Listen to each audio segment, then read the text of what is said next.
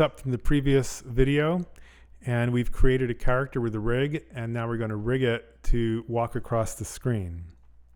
So before we get started, now would be a good time to save your project, because Maya can crash sometimes, or weird things can happen, files can get corrupted, that sort of thing. So you simply say File, Save Scene, or you can say Save As, and you could give it a name. And what I generally do is I do these incremental saves. In other words, if I've already saved it once, I could either put a 2 afterward and save it now as a new file, or Maya gives you this option of simply saying increment and save. In fact, there's even a quick key of Shift Command Save, and it'll automatically assign the next number. And so that could be a super fast way to do a save with a new number in case something happens to your old file and it gets corrupted and you lose all your work. Because that can happen. It's fairly it's a pretty complex piece of software. So now let's make this walk across the grid right here. So what I'm going to do is I'm never going to worry about touching this mesh again. I'm only going to rotate these joints and move the entire joint structure across the screen. So let's get it started like it's about to walk. So I'm going to click on this joint, and I think for these purposes we're just going to hit the S key, because the S will put a keyframe on all of these channels, all the translates, all the rotates, all the scales, really too many.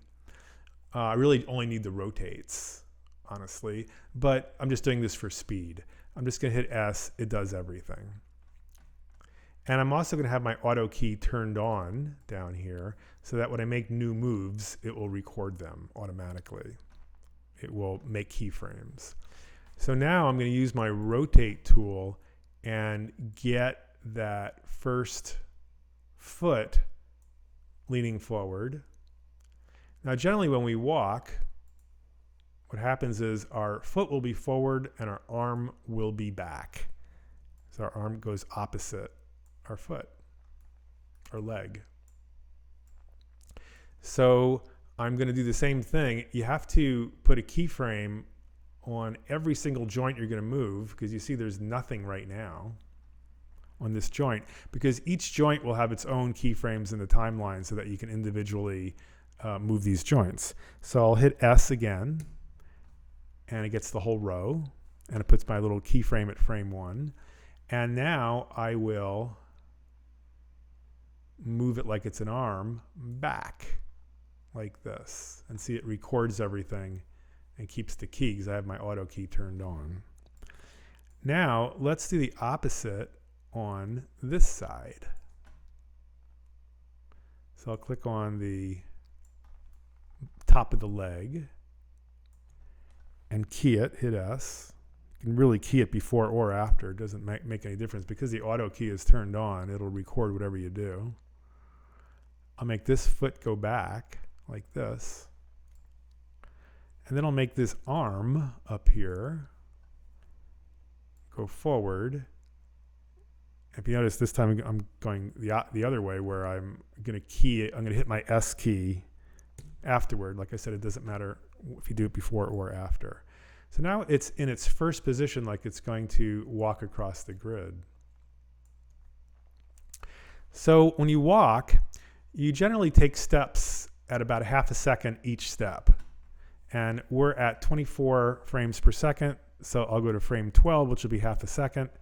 And now I'm going to want everything to go opposite, like it's just taken a step. So I'm going to make everything opposite what I just did. I'm going to make this leg go back. And you see it will automatically create the key because my auto key is on. I'm going to make this arm go forward. Turn it.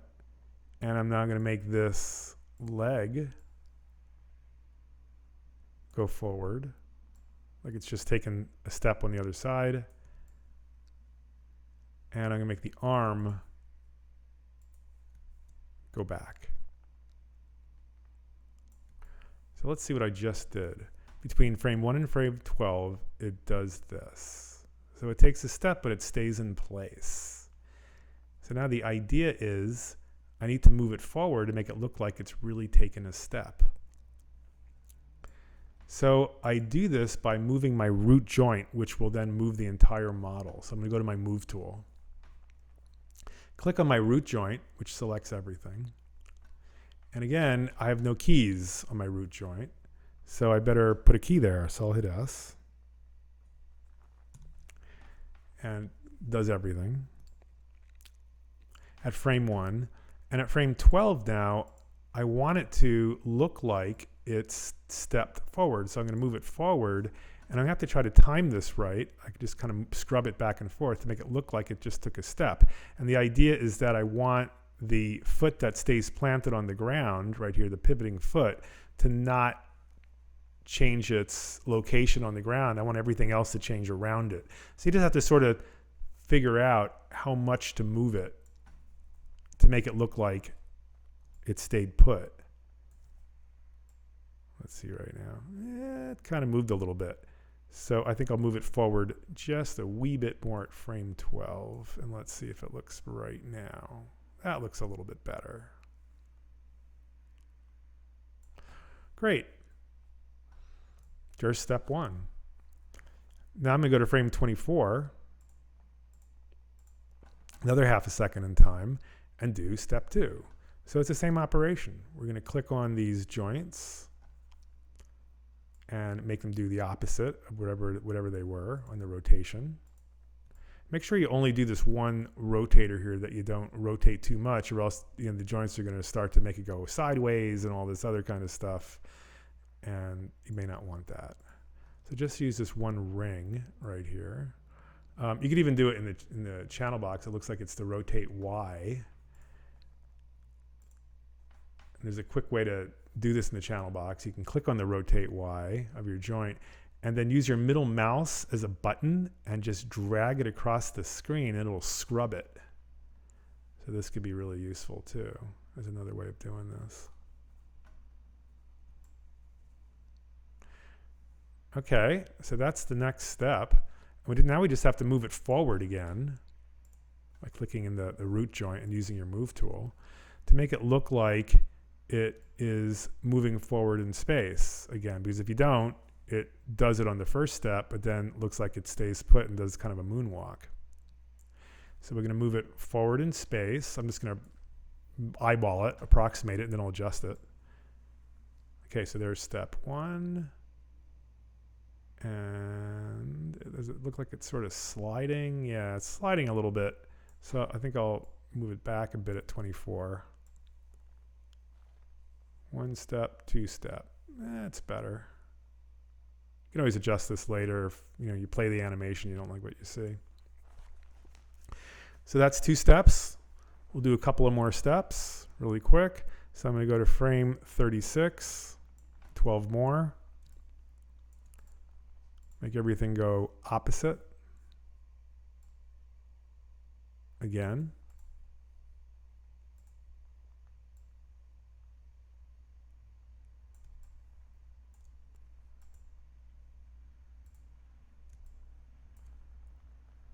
I'm going to see that yellow.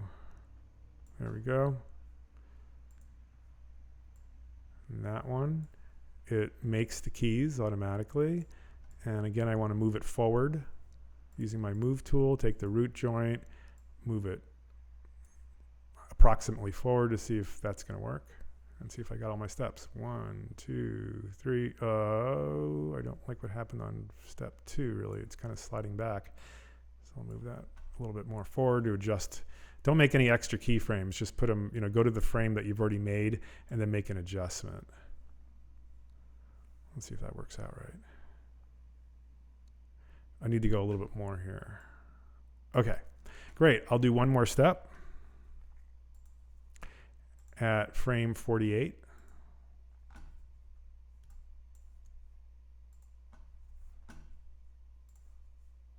Again, everything opposite.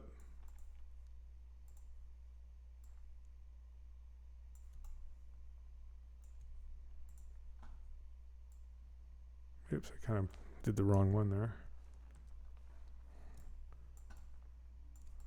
Look at that. There we go. And forward.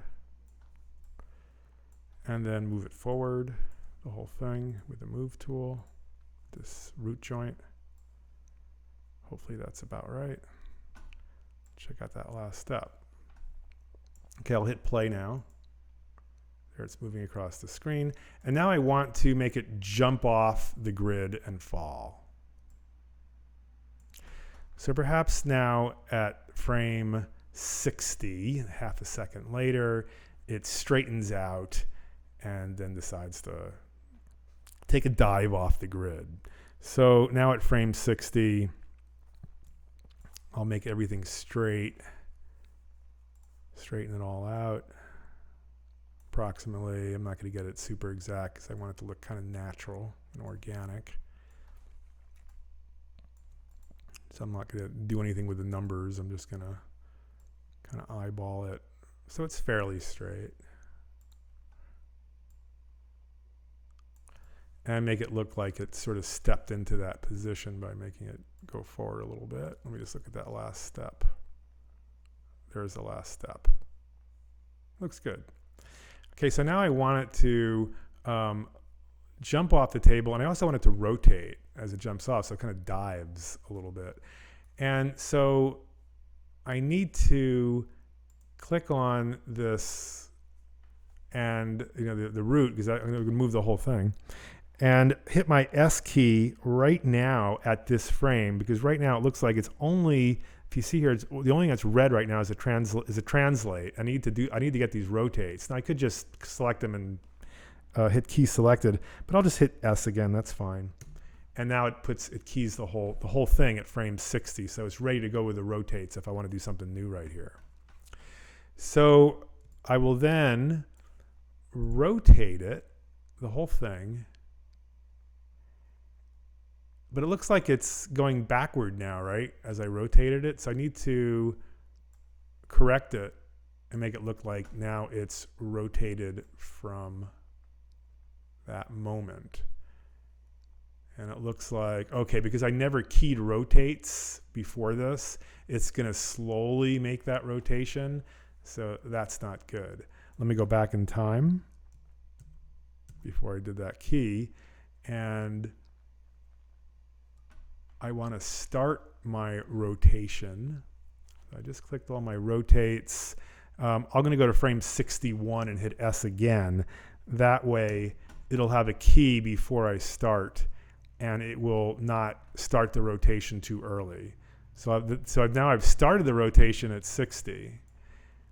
And now I'm going to go about, I don't know, around a half a second now. Do my rotation and move, and now it should start that whole rotation, at that next key, which is what I want. So sometimes when you use the auto key and the S, it can be a little confusing, and you have to kind of put that extra frame in there so it doesn't start something too soon. Okay, so now it does this where it's jumping off. And so now I want it to rotate a bit more. I'm going to go about another half a second. And also move it down and maybe make it leave the scene. Let's see what that looks like. It walks across the screen and jumps off. Let's play it.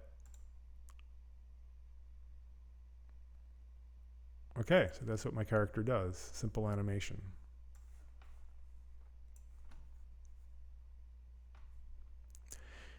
Now, I think I'll turn this into a third video of how to turn this into a movie.